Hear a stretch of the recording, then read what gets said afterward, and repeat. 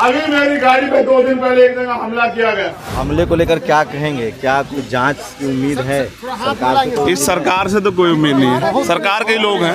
और दंगे हमेशा ये नेता कराते हैं जिनको दंगों से फायदा होता है, और मैं इनसे नहीं डरता हूँ। इस समय जमशेदपुर में हूँ और चंद्रशेखर रावण ने अपनी भाषण दिया है और उन्होंने उस बात का जिक्र भी किया है कि किस तरह से यूपी के मुजफ्फरनगर में उन पर हमला हुआ था। उसको लेकर मैं उनसे बात भी करने की कोशिश करूंगा। और बहुत सारे लोग हैं, उनके फ़ैन फॉलोइंग है। जमशेदपुर में एक स्पीच दे रहे थे वो, और वो आने वाले हैं और उनसे बात करने की भी कोशिश करूंगा। जिस तरह से चंद्रशेखर रावण पर हमला हुआ है उसको लेकर लगातार सवाल उठ रहे हैं। उन्होंने अपने भाषण में भी कहा है कि जिस तरह से मुझ पर हमला हुआ है वो ठीक नहीं है, मैं बर्दाश्त नहीं करूंगा। और चंद्रशेखर आने वाले हैं, ज़्यादा आप आवाज़ सुन रहे होंगे। और मैं कोशिश करूंगा कि उनसे एक सवाल तो नहीं ले, और चूँकि उनको एयरपोर्ट जाना है। और एक सवाल, हमले को लेकर क्या कहेंगे? क्या कुछ जांच की उम्मीद है सरकार से? इस सरकार से तो कोई उम्मीद नहीं है, सरकार के ही लोग हैं। बहुत ज़्यादा नुकसान था, गाड़ियाँ तोड़ी गई। आपको सिक्योरिटी क्यों नहीं लेते हैं आप? सरकार कह रही है कि सिक्योरिटी हम देना चाहते हैं, वो लेना नहीं चाहते हैं। सरकार आपसे कुछ कहती है, मुझसे कुछ कहती है। मैंने 1 साल पहले सिक्योरिटी के लिए अप्लाई किया था, मैं जानता था कल ये लोग आरोप लगा सकते हैं, आज तक तो नहीं दी। समाज सिक्योरिटी करता है, उनसे बहुत उम्मीद है, इनकी सिक्योरिटी से भी उम्मीदें कम है। पूरे दुनिया भर से मैंने कल वीडियो डाला, मैसेज आ रहे हैं कि आप पूछिए उनको क्या मदद चाहिए, किस तरह की सुरक्षा का इंतजाम करे। क्या समाज आपकी सुरक्षा का इंतजाम करे? समाज कर रहा है, और मैं इनसे नहीं डरता हूँ। मैं बस एक ही चीज़ से डरता हूँ कि जो उम्मीदें मेरे लोगों को मुझसे हैं, मैं उसमें कोई कमी ना करूँ। बाकी मैं इनसे नहीं डरता हूँ। मौत तो एक बार आनी है, जब आएगी मौत तो उसका सामना। आप लोगों के बीच जाते रहेंगे? बिल्कुल जाऊँगा, यही आता है मुझसे, इन्हीं से मैं हूँ। शुक्रिया। तो देखिए, चंद्रशेखर यादव रावण पर हमला हुआ था, ये तस्वीरें दिखा रहा हूँ मैं आपको। वो कह रहा है, ये गौर करना, और ये सच है कि वो कह रहा है कुछ दिनों में मिटाकर रख दूंगा नस्ल तेरी। वो कह रहा है कि कुछ दिनों में मिटाकर रख दूंगा नस्ल तेरी। है उसकी आदत, है उसकी आदत, डरा रहा है मेरी फितरत, डरा नहीं हूं। न कल डरे, न आए डरे, और न डरेंगे। ये मुल्क हमारा, और इस मुल्क में हम स्वाभिमान सम्मान के साथ जिएंगे, हक अधिकार के साथ जिएंगे। मैं समझता हूं कि आज हालात हमारे फेवर में नहीं है, लेकिन हमेशा हालात ऐसे नहीं रहेंगे। जिस दिन हमारे लोग दुश्मन को समझ जाएंगे, दोस्त को समझ जाएंगे, और अपनी जिम्मेदारी को समझ जाएंगे, जिस दिन वो लोग हक अधिकार के लिए लड़ने के लिए आ जाएंगे, मैदान में उतरेंगे, तो मैं पूरी जिम्मेदारी से कहता हूं कि दुश्मन में इतनी हिम्मत नहीं कि वो हमारे सामने खड़ा हो जाए। वो भाग खड़ा होगा, वो पीछे से वार करता है, वो धोखे से वार करता है। मैं अपने भीम आर्मी के नौजवान साथियों से कहना चाहता हूं, जमाना तुम्हारी तरफ देख रहा है, तुम्हारे कंधों में बहुत बड़ी जिम्मेदारी। एक तरफ बांटने वाले लोग हैं, एक तरफ जोड़ने वाले लोग हैं। मैं आपसे उम्मीद करता हूं कि झारखंड में जो एकता होनी चाहिए थी बहुत दिन पहले, जो नहीं बन पाई, जो धर्म जाति के नाम पे बांट के दुश्मन राज कर रहा है, उसको जवाब देने का समय आ गया। ऐसे हालातों में, नाजुक हालातों में, लोग उम्मीद करते हैं कि लोग खड़े हों और बाएं फैला के अपने भाइयों का इस्तकबाल करें, स्वागत करें, और एकता बना के दूसरे के हाथ पकड़ के साबित करें कि अब हम इनकी बातों में नहीं आने वाले। मैं ये कहना चाहता हूं पूरी जिम्मेदारी से, मेरा तजुर्बा है, मैंने पढ़ा इतिहास को कि मुल्क में कभी दंगे नहीं होते। मैं दंगों का जिक्र नहीं करना चाहता, क्योंकि ये एक षड्यंत्र है। दंगे इसलिए कराए जाते हैं कि जो कौम तरक्की करना चाहती है वो तरक्की से ध्यान हटा के दंगों की तरफ, अपनी सुरक्षा की तरफ सोचती रहे।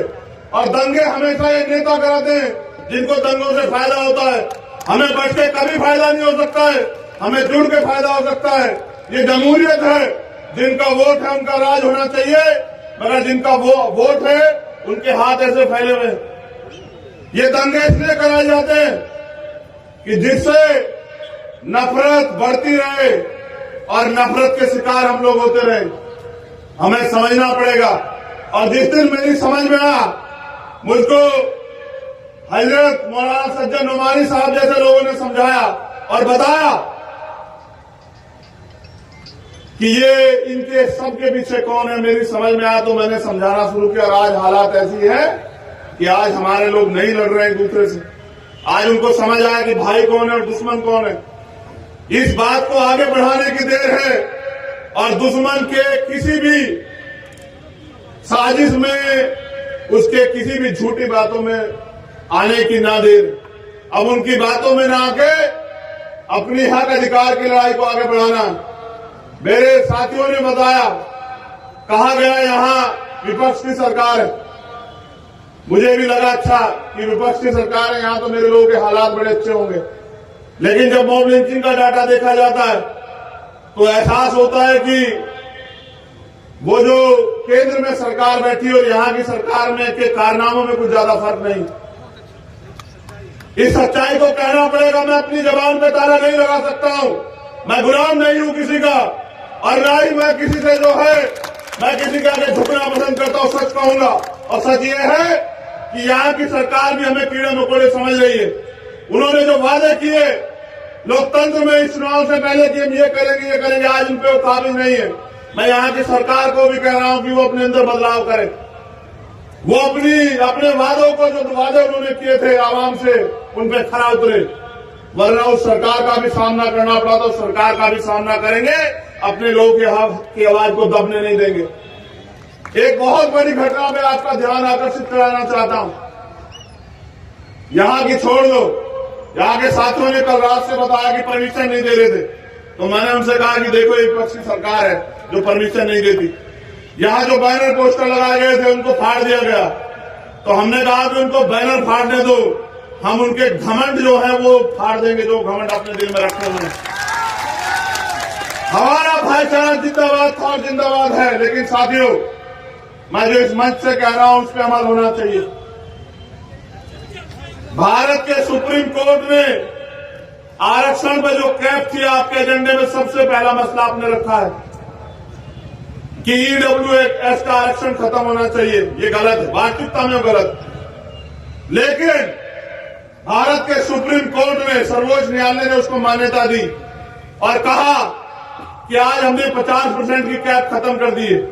मैं इस मंच से कहना चाहता हूं कि मुल्क की तरक्की, मुल्क में रहने वालों की तरक्की, इस आवाम की तरक्की तब होगी जब इस आवाम के लोगों को हक अधिकार मिलेंगे, जब इस आवाम के लोगों को नौकरी मिलेगी, रोजगार मिलेगा, जमीन मिलेगी, आगे बढ़ने के अवसर मिलेंगे, तब जो है इनके हालात बदलेंगे।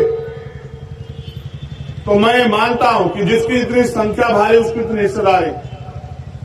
संख्या के आधार पर आरक्षण इस देश में अब लागू होने का समय आ चुका है। चाहे वो मुसलमान की आबादी हो, चाहे वो सिख की आबादी हो, चाहे वो जैन की आबादी हो, चाहे वो दलित की आबादी हो, चाहे वो पिछड़े वर्ग की आबादी हो जिनकी 52% आबादी हो, झुंझुना 27% का वो भी पूरा नहीं मिलता, उसको लेके घूम रहे। और इसके लिए जरूरत है कि मुल्क में जातिगत जनगणना होनी चाहिए। जब जातिगत जनगणना होगी तभी पर्दा खुलेगा कि किसकी कितनी संख्या और किसको मिला क्या देश में। आज हमें इस मुल्क में आजाद हुए 70 साल से ज्यादा हो गए, लेकिन अगर जातिगत जनगणनाओं के आंकड़े बाहर आएंगे तो पता लगेगा कि हम पे कितने रोजगार, कितनी नौकरियां, कितनी जमीन है, कितना बिजनेस है, कितनी हिस्सेदारी हमें मिली है हमारे मुल्क में। देश आजाद हुआ, कमजोर कमजोर रह गया, गरीब गरीब रह गया। जिन पे सामाजिक आर्थिक जो ब्राह्मणिकल सोशल ऑर्डर है उसके आधार पे जिनको अधिकारों से, पढ़ाई से, अवसरों से वंचित रखा गया, वो इसी हालात में पड़े रहे। और आज भी इसी हालात में कुछ लोगों के भरोसे, जिनको रहबरे कहते हैं, कि उन रहबरों के भरोसे वो जिंदगी बदलेंगे। कोई रहबर जिंदगी नहीं बदलेगा आपकी अगर आप अपनी लड़ाई नहीं लड़ोगे। मैं आपसे अपील करता हूं कि समय आ चुका है, उठ खड़े हो, इंतजार मत करो। ये हक अधिकार का समय है, ये अपने आने वाली पीढ़ियों को जवाब देने का समय है। अगर आज हम लोग चूक गए और मुल्क के आईन मुल्क के संविधान पे जो खतरा मंडरा रहा है, अगर वो खतरा और मजबूत हुआ तो कल आने वाली पीढ़ी आपसे मुझसे हिसाब मांगेगी। मैं इस्लाम के मानने वाले लोगों से भी कहना चाहता हूं कि इस मुल्क का पूरे दुनिया में एक ऐसा मुल्क जो सबको बराबर का अधिकार देता है, जिसका संविधान, आज उस संविधान को कुचलने का प्रयास किया जा रहा है। आज हमें एकता बनाने की जरूरत है। जानवर भी समझते हैं, ये जो सम्मानित साथी बैठे हुए हैं ये गौर करें, जानवर भी समझते हैं कि जब आग लगी हो जंगल में तो सबको एकजुट हो जाना चाहिए, लेकिन आवाम नहीं समझ रही, क्योंकि जो लोग खुद अपने निजी स्वार्थों में बांट के रखना चाहते हैं उनको भी जवाब देना पड़ेगा हमारे साथ साथ कि जब इस मुल्क में हमारे अधिकार, हमारा सम्मान, स्वाभिमान दांव पे लग गया था तब हमारे रहबर क्या कर रहे थे जिनको कौम ने रहबर माना। तो जितनी जिम्मेदारी मेरी है उतनी आप सब लोगों की और उतनी सब लोगों की है कि हम एक यूनाइट हूं, इस देश के दलित, पिछड़े, आदिवासी, मुसलमान, जैन, सिख, बौद्ध एकजुट हो, भाईचारा बनाए और मिलकर अपने हक अधिकारों की लड़ाई लड़े।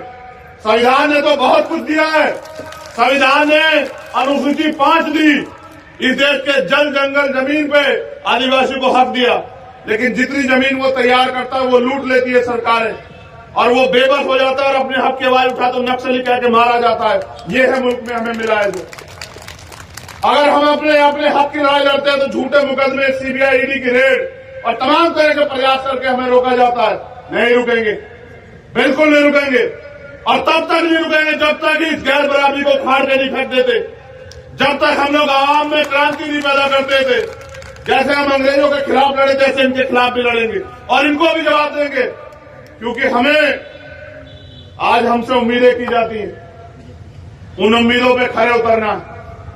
और मैं सरकार से मांग करता हूं, यहां आईबी इंटेलिजेंस के लोग होंगे, एलआईयू के लोग होंगे, पुलिस के लोग होंगे, कहना वजीर आजम से, कहना मुख्यमंत्री से कि मॉब लिंचिंग पे 2 महीने के अंदर कानून पास करो, और नहीं करोगे तो फिर करेंगे तुम्हारा भी सामना रांची के मैदान में। आप तैयार रहना। हक की लड़ाई में किसी के लिए कोई समझौता नहीं। आपने वादा किया था मेरे लोगों से, जो भाजपा की सरकार में मॉब लिंचिंग होती है वही यहां आपकी सरकार में हो रही, फिर आपका क्या फायदा मुझे बताइए। अगर नहीं सुधरोगे तो आपके सामने भी लड़ेंगे संवैधानिक रूप से, लेकिन जवाब देना पड़ेगा। मुख्यमंत्री जी, आपने जो वादे किए थे कि हम करेंगे, और हम करेंगे, कब करेंगे? बीच में भी आपकी सरकार से डावाडोल हो रही थी, आपके कर्मों की वजह से। हमारे लोगों ने तो पूरा इंतजाम किया था कि आप बैठे रहें कुर्सी पे।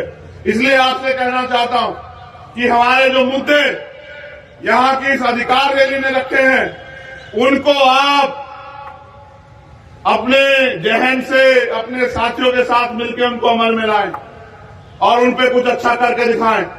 और आपसे कहना चाहता हूं, मैं तो नाउम्मीद हूं इन लोगों से। उसका कारण कि हमेशा ठगे गए और फिर उम्मीद करके बैठते, फिर ठगे जाते हैं। तो मैं नाउम्मीद उन लोगों से, लेकिन आपसे नहीं। आपसे कहना चाहता हूं कि इस लड़ाई में अब समय आ चुका है एक दूसरे का हाथ पकड़ के आगे बढ़ने का, और मैं निराश नहीं करूंगा आपको। मेरा वादा है, मैं यहां समाज से वादा कर रहा हूं, निराश नहीं करूंगा। आप 1 कदम चलोगे तो 100 कदम चलूंगा, आप 100 कदम चलोगे तो 1 लाख कदम चलूंगा, और आप नहीं भी चलोगे तो भी जब आपकी तरफ कोई आंख उठेगी उसको जवाब देने के लिए आपका भाई आपके साथ खड़ा रहेगा पूरी जिम्मेदारी से।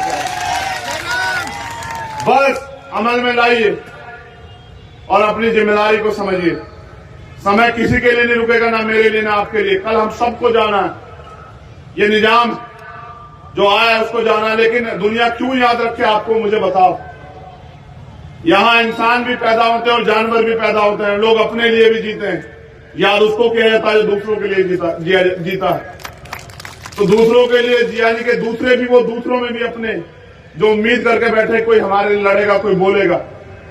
ऐसे हालातों में कि ये सूरज, चांद, सितारे मेरे साथ में रहे, ये सूरज, चांद, सितारे मेरे साथ में रहे जब तक आपके हाथ मेरे हाथ में रहे, और सांप से टूटकर गिर जाए वो पत्ते नहीं है हम, आंधियों से कह दो औकात में रहे।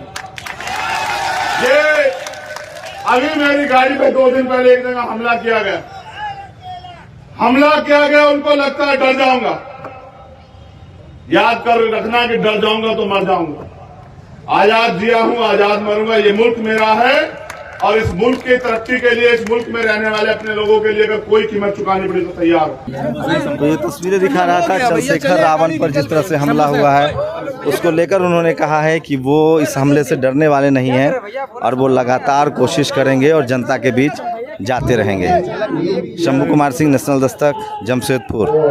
नेशनल दस्तक की आपसे गुजारिश है कि अगर इसको बचाना चाहते हैं तो नेशनल दस्तक को सब्सक्राइब करने के लिए रेड कलर के सब्सक्राइब बटन को दबाएं, फिर बेल आइकन की घंटी दबाएं। नेशनल दस्तक को बचाने के लिए बहुत जरूरी है कि हर खबर को शेयर करें, लाइक करें, कमेंट जरूर करें।